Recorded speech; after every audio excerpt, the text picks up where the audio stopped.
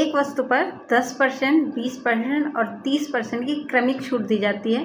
तो बताइए कुल कितने परसेंट की छूट दी गई, 60% या कुछ और? अगर आपका जवाब 60% है तो ये वीडियो आपके लिए बहुत ज़रूरी होने वाली है, क्योंकि आज की इस वीडियो में हम पढ़ने वाले हैं डिस्काउंट, जो कि हर इंसान को मिलता है जब वो जाता है शॉपिंग करने, आप कुछ खरीदने जाते हैं, जो दुकानदार आपको छूट के रूप में देता है, कभी 10%, 20%, 30%, फिर भी वो फ़ायदा कमा लेता है। कैसे? तो आज की इस वीडियो में हम पूरी चीज़ें कवर करने वाले हैं। पहले हम पढ़ेंगे डिस्काउंट क्या है, उसके बारे में थोड़ी नॉलेज गेन करेंगे, बेसिक कॉन्सेप्ट्स क्लियर करेंगे, जो भी वर्ड्स इसके अंदर आते हैं।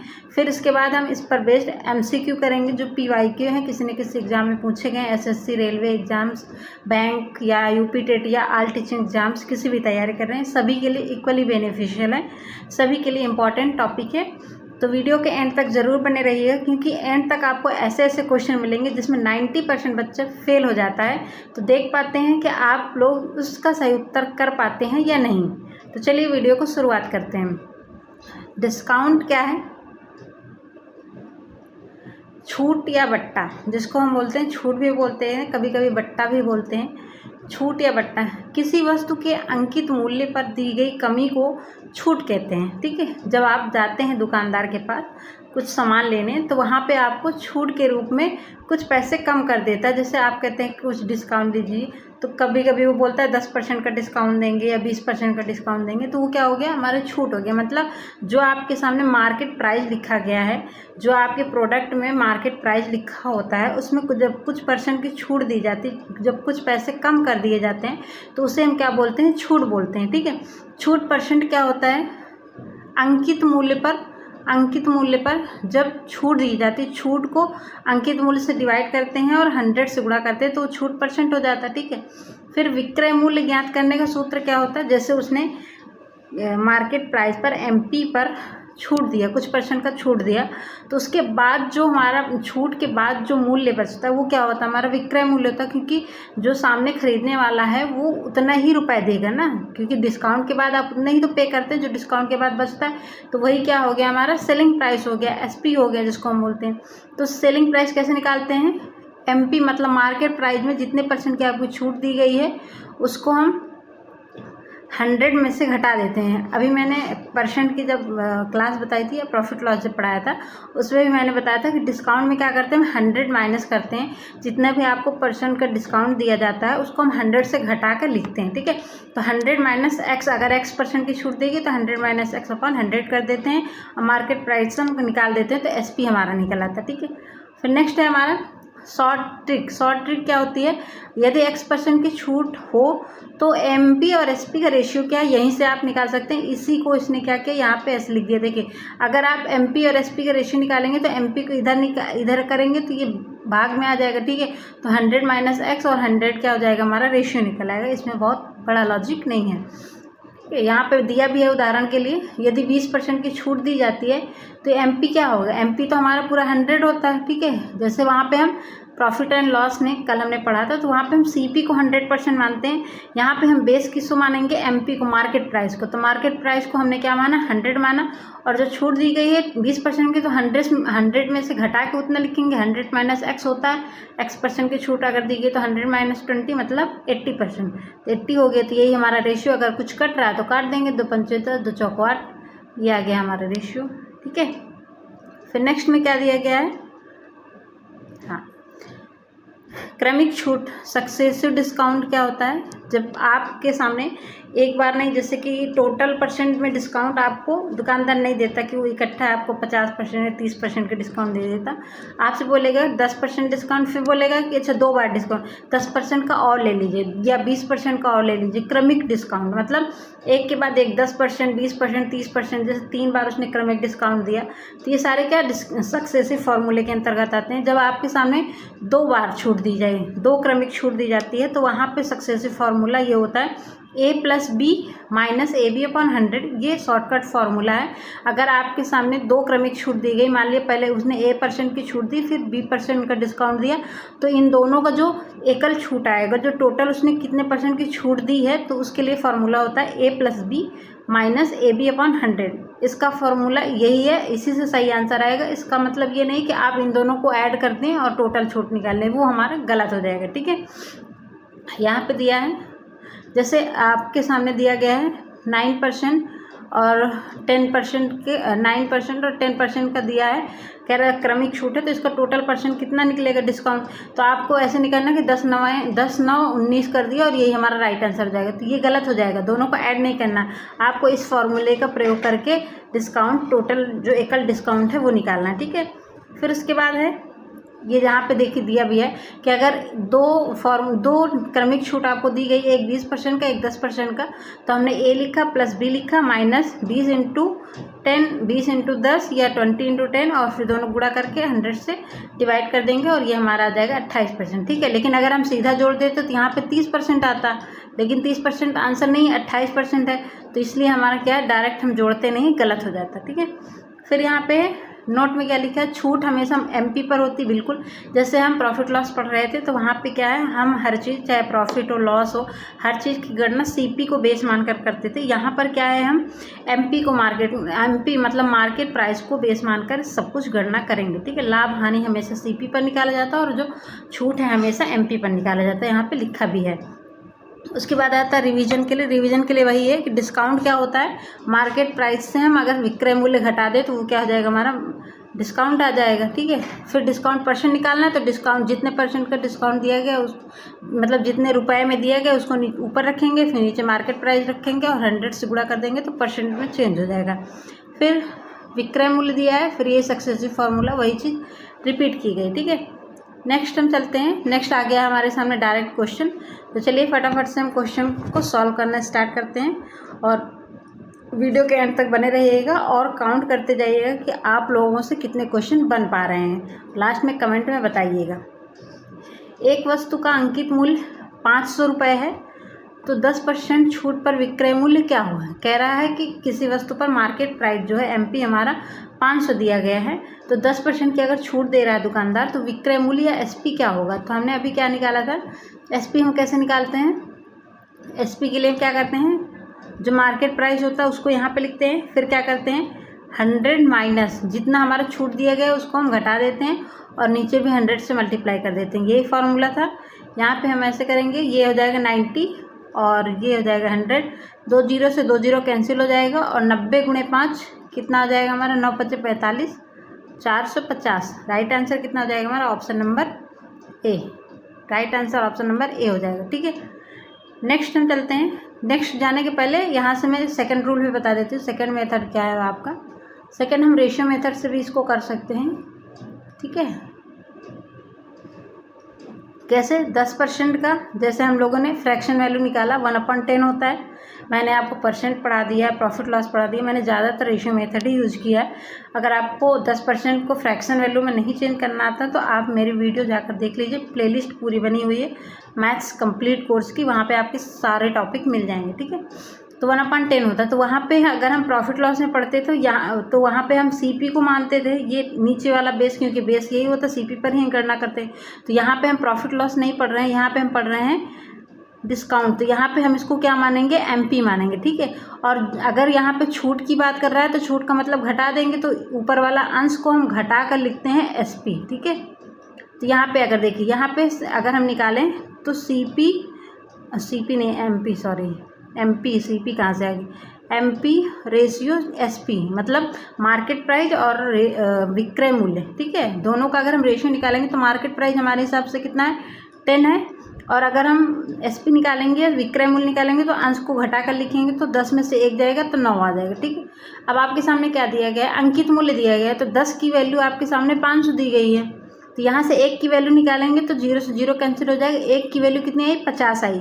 और आपसे पूछ रहा है विक्रय मूल्य, तो विक्रय मूल्य हमारे हिसाब से 9 है, तो 1 की वैल्यू 9 है, तो 9 की वैल्यू कैसे निकालेंगे? दोनों में 9 से गुणा कर देंगे, तो 9 1 कम 9, और जब 50 में 9 से गुणा करेंगे तब भी हमारा कितना आ जाएगा? 450 राइट आंसर हो जाएगा। ठीक है, तो मैंने आपको दोनों मेथड बताए हैं और मैं ज़्यादातर रेशियो मेथड ही यूज करती हूँ, आप लोगों को पता है।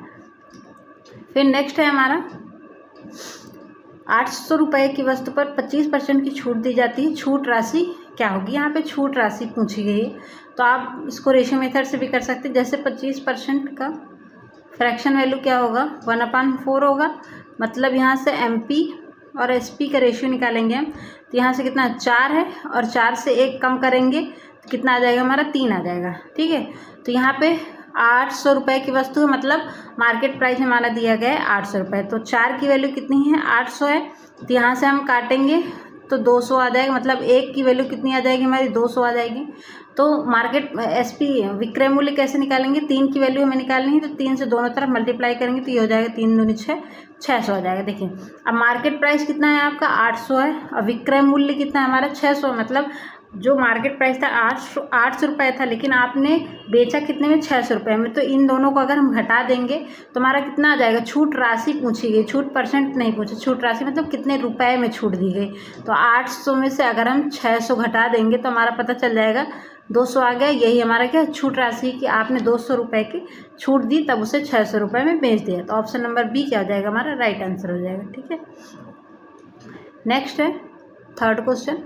यदि अंकित मूल्य 1000 रुपये है और विक्रय मूल्य 850 रुपये है तो छूट परसेंट क्या होगा? कह रहा अंकित मूल्य और विक्रय मूल्य दिया है, उसी अभी जस्ट जो पीछे गया था उसी का उल्टा है। तो कह रहा अंकित मूल्य आपको दिया गया है और विक्रय मूल्य दिया गया है, छूट परसेंट निकालना है।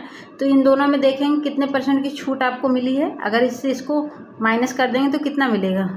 5 और 150 रुपये की आपको रुपए में छूट मिली है। तो आपको क्या परसेंट में निकालना है? तो परसेंट निकालने के लिए हमने क्या फार्मूला पढ़ा था? जो आपको डिस्काउंट मिला रुपए में उसको ऊपर रखेंगे और मार्केट प्राइस नीचे रखेंगे, क्योंकि यहाँ पे हम हर चीज़ को मार्केट प्राइस पर ही गणना करते हैं, और फिर 100 से गुणा कर देंगे क्योंकि परसेंट में बदलना है, तो 100 से हम मल्टीप्लाई कर देंगे। तो यहाँ से देखिए 3 जीरो से 3 जीरो कैंसिल हो जाएगा, तो कितना बचा हमारा? 15, और 15% हमारा राइट आंसर हो जाएगा। Option number C is the correct answer. ठीक है, आप इसको रेशियो मेथड से भी कर सकते थे, इन दोनों का रेशियो निकालना पड़ता है आपको SP और MP का। नेक्स्ट है हमारा एक वस्तु पर 30% की छूट देने के बाद भी विक्रय मूल्य इतना है, MP क्या होगा? बस रेशियो मेथड अप्लाई कीजिए आप। 30% का फ्रैक्शन कितना आएगा? 3/10 आएगा। ठीक है, अगर हम यहाँ से MP और SP का रेशियो निकालेंगे तो कितना आएगा? MP कितना होगा हमारा? 10 होगा नीचे वाला, और ऊपर वाला हम घटा के लिखेंगे तो SP कितना हो जाएगा? 10 में से 3 गए 7। ठीक है, ये आ गया हमारा मार्केट प्राइस और सेलिंग प्राइस का रेशियो आ गया। अब हमारे पास क्वेश्चन में दिया क्या है? विक्रय मूल्य दिया है, मतलब आपके सामने 7 की वैल्यू कितनी दी गई? 700 दी गई, तो 1 की वैल्यू कितनी हो जाएगी? ये काट देगा 100 बार में। ठीक है, तो कितना आ जाएगा? 1 की वैल्यू हमारे पास 100 आ गई। अब हमसे पूछा अंकित मूल्य, हमारे हिसाब से अंकित मूल्य कितना है? 10 है, तो 1 की वैल्यू 100 है, तो 10 की वैल्यू कितनी हो जाएगी? गुणा कर दो दोनों तरफ, तो ये हो जाएगा 1000 रुपये। ऑप्शन नंबर B क्या हो जाएगा हमारा? राइट आंसर हो जाएगा।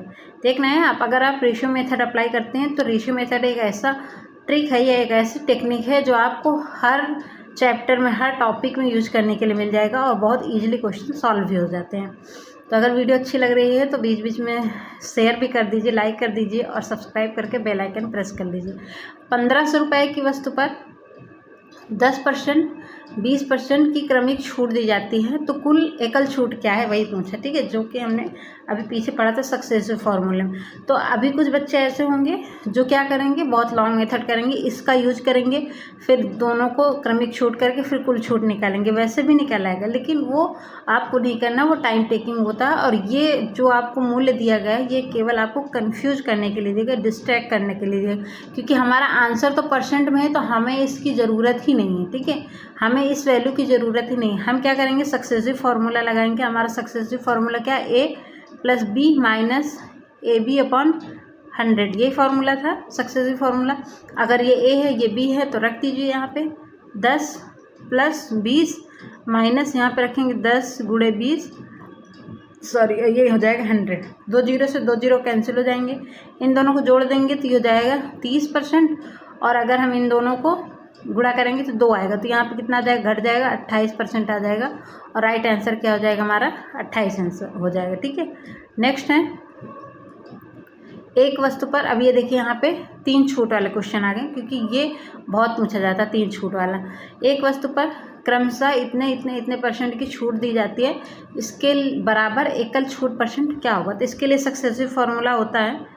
ठीक है, सक्सेसिव फार्मूला क्या है, आप चाहें तो पहले 2 का निकाल के फिर 1 बन जाएगा, फिर उस 2 का करेंगे तो लंबा प्रोसेस हो। इसके लिए डायरेक्ट फार्मूला है कि आप क्या करेंगे, अगर ये A है, ये B है और ये C है, तो फार्मूला है A plus B plus C, इन तीनों को ऐड करेंगे, फिर माइनस, फिर AB plus BC plus CA upon 100 से करेंगे। ठीक है, और फिर प्लस में ABC तीनों को मल्टीप्लाई करके 10,000 से भाग दे देंगे। ठीक है, अगर आप ये फॉर्मूले से निकालते हैं तो आपका एक लाइन में आंसर आ जाएगा।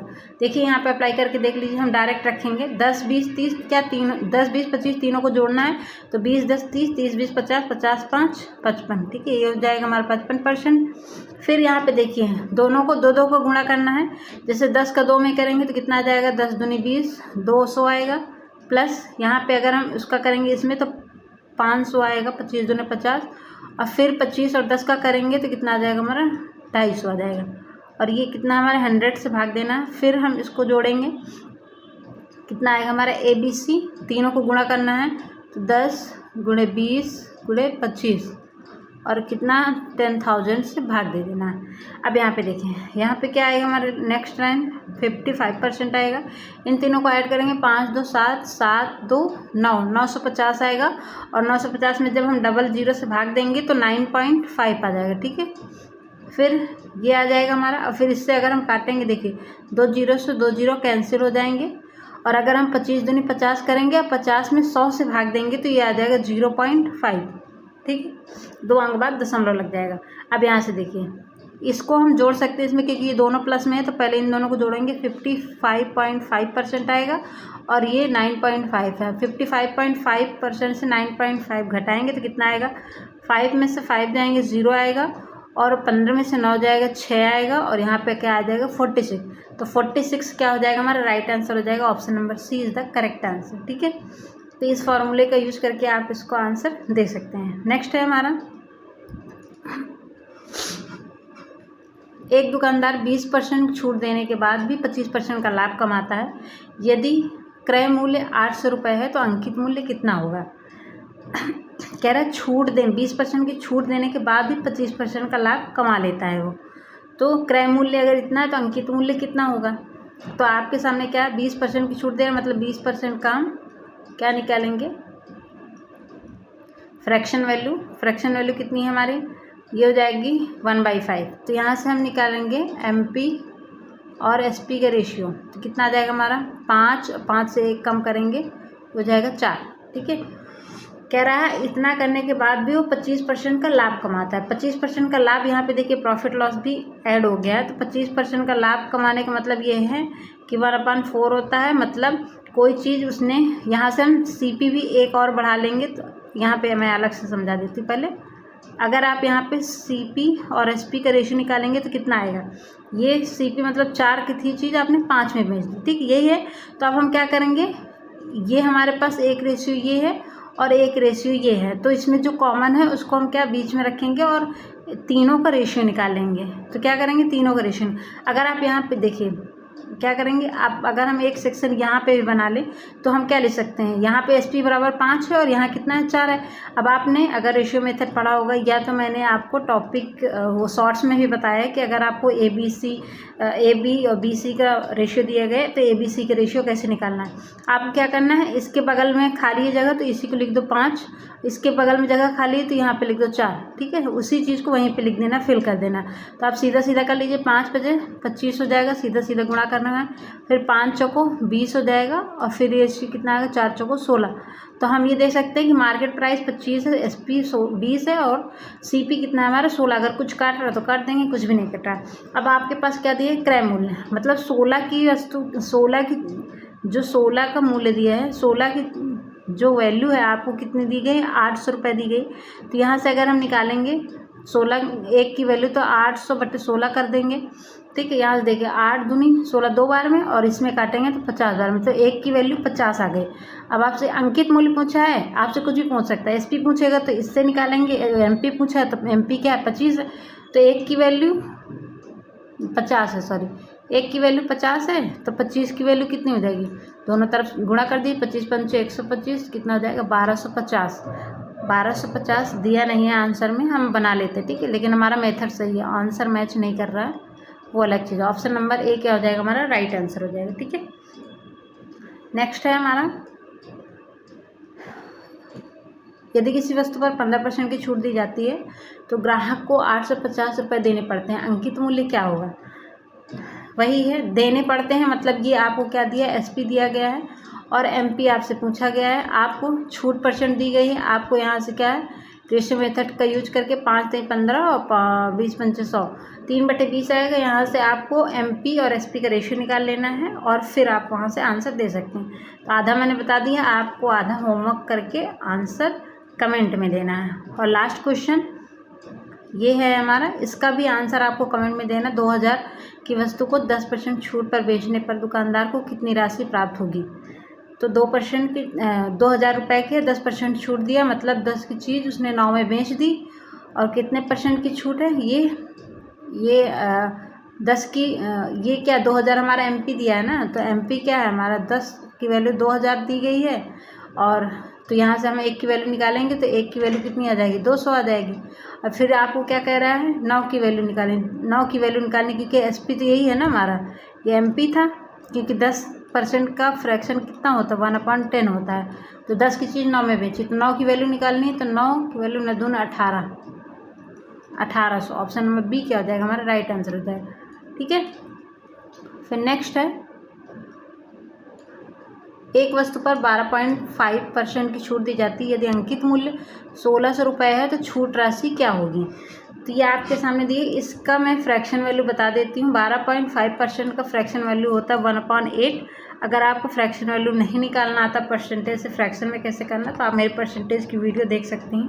आपको मैथ कंप्लीट कोर्स की प्लेलिस्ट मिलेगी, वहाँ पे आपको सारे टॉपिक वाइज सेक्शन मिल जाएंगे। ठीक है, तो वहाँ से आप कंप्लीट कर सकते हो। यहाँ से तो यहाँ पे क्या है, एमपी और एसपी का रेशियो आ जाएगा। 8 की चीज़ उसने 7 में बेच दी, 8 की चीज़ 7 में बेची। अब अंकित मूल्य दिया है, 8 की वैल्यू 1600 दी गई है, तो 1 की वैल्यू कितनी आ जाएगी, 8 दूनी 16, मतलब 1 की वैल्यू 200 आ जाएगी। 7 की वैल्यू आपसे पूछी गई है, नहीं 7 की वैल्यू नहीं, आपसे छूट राशि पूछी गई, तो छूट तो 1 की दी गई है ना, इन दोनों का डिफरेंस जो होगा वही छूट होगा। तो 1 है तो 1 की वैल्यू 200, तो 200 क्या हो जाएगा हमारा, राइट आंसर हो जाएगा। नेक्स्ट है, और ये आज का लास्ट क्वेश्चन, एक वस्तु का अंकित मूल्य इतना है, उस पर 20% की छूट दी जाती है, विक्रय मूल्य क्या होगा। ये भी वही है, 20% की फ्रैक्शन वैल्यू 1/5 होती है। और यहाँ से आप 5 एमपी है और एसपी का रेशियो कितना आ जाएगा, 4 आ जाएगा। अब आपको यहाँ से निकाल लेना है, जो भी आपसे पूछा गया वो आप कमेंट में आंसर बताइएगा कि आपको ये क्वेश्चन आया या नहीं आया। ये आज का हमारा लास्ट, मैंने आपको 2 क्वेश्चन होमवर्क के लिए दिए हैं, हिंट्स भी दे दिए हैं, तो आप लोग ज़रूर ट्राई कीजिएगा और कमेंट में आंसर दीजिएगा। फिर मिलते हैं नेक्स्ट टॉपिक में। नेक्स्ट टॉपिक हमारा सिंपल इंटरेस्ट होगा, साधारण ब्याज का होगा, तो बिल्कुल स्किप मत कीजिएगा। अगर आप टीचिंग एग्जाम की तैयारी कर रहे हैं, स्पेसिफिक मैं टीचिंग एग्जाम के लिए बनाती हूँ, लेकिन फिर भी अगर आप किसी और एग्जाम की तैयारी कर रहे हैं तो उसके लिए भी इक्वली बेनिफिशियल, कि मैथ्स हो या रीजनिंग हो, कोई भी टॉपिक हो, कोई भी सब्जेक्ट हो, सभी के लिए सभी एग्जाम्स में वही पूछा जाता है। ठीक है, तो चलिए फिर आज यहीं पे एंड करते हैं, फिर मिलते हैं नेक्स्ट वीडियो में। तब तक के लिए bye bye, thanks for watching.